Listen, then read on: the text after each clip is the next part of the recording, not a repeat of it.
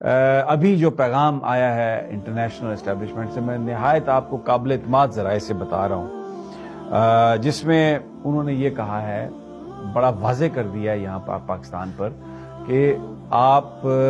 Don't put all the eggs in the basket of Nawaz Sharif. آج سے مہینہ پہلے یہ صورتحال ہو گئی تھی کہ زرداری صاحب بھی کارنر پہ تھے، سب کارنر پہ تھے، سب کو دیوار کے ساتھ لگا دیا گیا تھا اور سارا کچھ نون لیگ والے کر رہے تھے۔ لیکن اب آپ نے دیکھا فیصل واڈا بھی ملے آصف علی زرداری سے،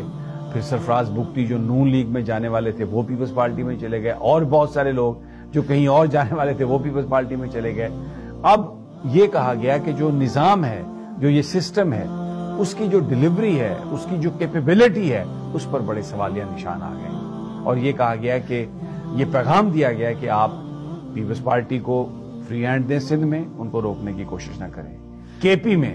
یہ فیصلہ کر لیا گیا کہ بالکل جو عمران خان کے سپورٹر ہیں ان کو فری ہینڈ دیا جائے، کیونکہ وہاں پر وہ لوگ رکنے والے نہیں ہیں، اور اگر ان کو روکیں گے تو ایسی کنفرنٹیشن ہوگی جس کی لپیٹ میں آگ آ جائے، پورا ملک جس آگ کی لپیٹ میں آ جائے گا۔ پنجاب میں بھی اب یہ کہا گیا ہے کہ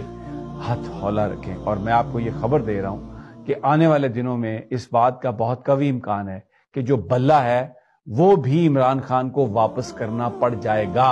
جو اس وقت جو صورتحال ہے اس میں جو کیپیبلٹی ہے موجودہ سسٹم کی، اس کے اوپر بڑے سوالیہ نشان ہیں کہ یہ شاید وہ ڈیلیور نہیں کر سکیں گے۔ پاکستان ایک نیوکلیئر اسٹیٹ ہے اس ریجن میں، اور مختلف جو آپشنز ہیں ان کو دیکھا گیا ہے۔ اس وقت یہ وہاں سے میسج یہ ہے کہ پاکستان میں آپ سیاسی نظام آپ کو بنانا پڑے گا، اور اس میں عمران خان کی پارٹی بھی حصے دار ہوگی،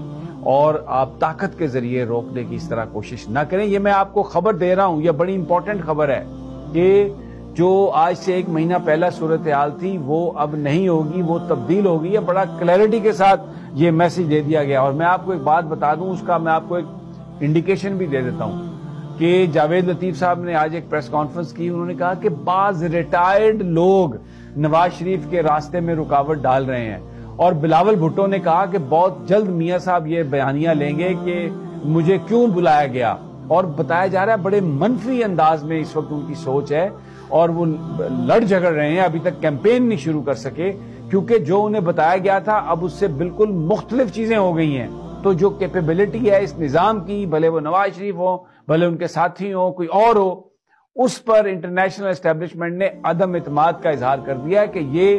ابھی تک کی جو پرفارمنس ہے اس پہ آپ ہینڈل نہیں کر سکتے، خان کو کنٹرول نہیں کر سکتے۔ تو یہ دو بڑی امپورٹنٹ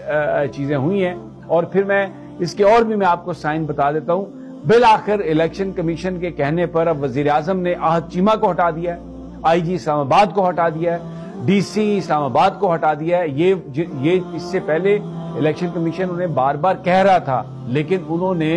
ان کو نہیں ہٹایا تھا، اور یہ وہ لوگ تھے جو